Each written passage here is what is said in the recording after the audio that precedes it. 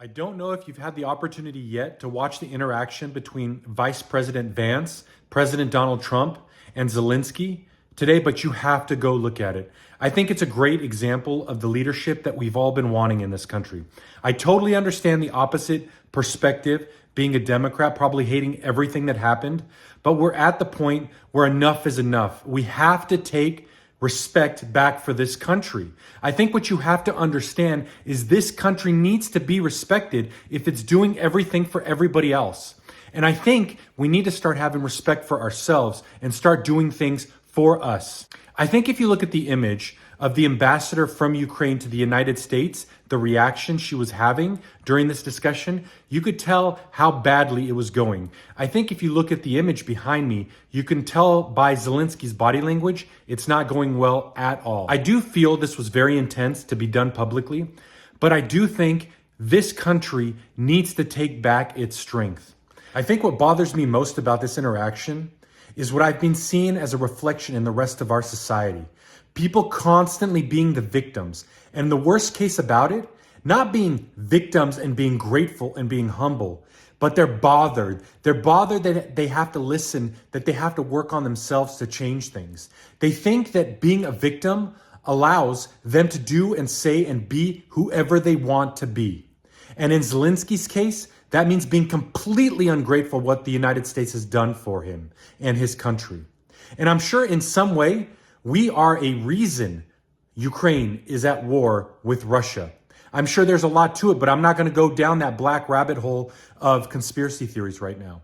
What I am going to say is, I find it weird that for the past 4 years, we've been praising Zelensky, giving him tons of money. And then he turns around and says, well, you didn't give me all of those billions because those billions I only got half of. I just want you to understand too, and I've mentioned it before, just when we're talking about 120 billion that was given to Zelensky the first couple of times a couple of years ago, if every single homeless person in the United States got a portion of that 120 billion, I believe each of them would have received $110,000, probably a little bit more north of that. Now that's life-changing. It's irresponsible to give that kind of money to somebody like that, but think about the kind of money we're giving everybody else, and we're not taking care of ourselves. And now to the really humanitarian issue about this whole thing, the thing that makes it morally and ethically wrong. Ukraine cannot win this war. Ukraine can only maintain it with the help of the United States. And maybe that's why the United States was involved, because that money was getting funneled back to us, not us, our politicians. And that's how they get so disgustingly rich. But I want you to understand, when you people out there hate these kind of discussions and you hate Donald Trump, generations of men within that country are gone, no longer exist, wiped out. These are sons and fathers of people that are wiped out for a bigger game that neither you nor I probably understand. And it's a game, and it needs to be gotten a hold of. Otherwise, more people are going to be needlessly dying. And there has to be some sort of compromise, because Ukraine can't do this forever. We can't fight this war we're not a part of forever. We can't send these people out to slaughter, and we can't involve ourselves. If people want to involve themselves, it should be the European Union. And I don't advise that for them either. I think that's a lose-lose situation for everybody. There needs to be a compromise. And again, we can only discuss this so far because we don't know the fine details of what's really going on, the things they're not telling us, the things they're lying about, the things that make it worth sending hundreds of billions of dollars to Ukraine that somehow only gets half of that money, and that other half just disappears, I'm sure just completely mysteriously disappears, while people die, constantly die. And then we have people in our country hating that we want to compromise on this and that we want to stop on this. They're saying, I hope there'll be a civil war. These people are starting to be so violently ignorant.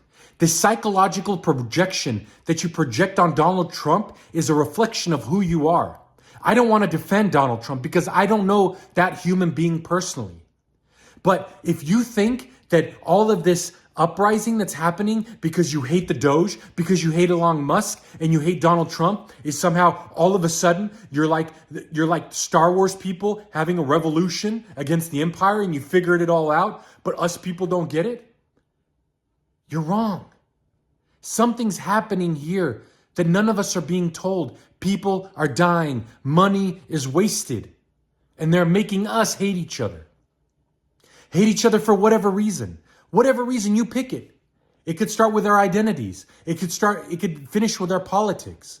Why is it wrong to cut down the government? Why is it too much to ask people for accountability? Why is it too much to say, hey, Russia, Ukraine, you need a compromise?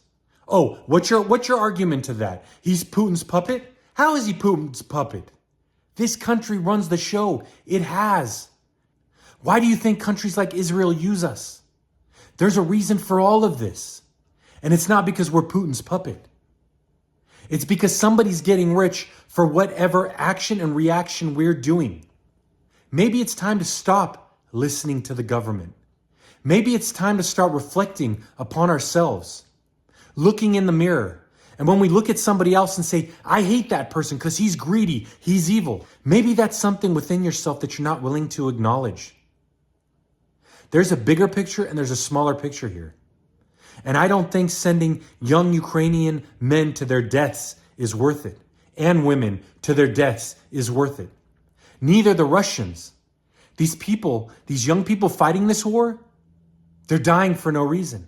It's not Zelensky and Putin lining up at the front lines going at it with some sort of honor. All you want is us to funnel money over there and have those people die, and it will solve nothing.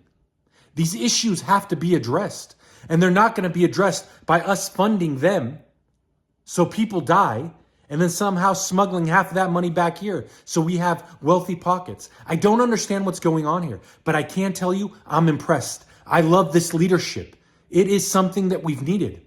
I wish it could have been Biden. I wish it could have been a Democrat that started this 4 years ago saying this war can't go this way. We have to compromise. Let's start working in that direction.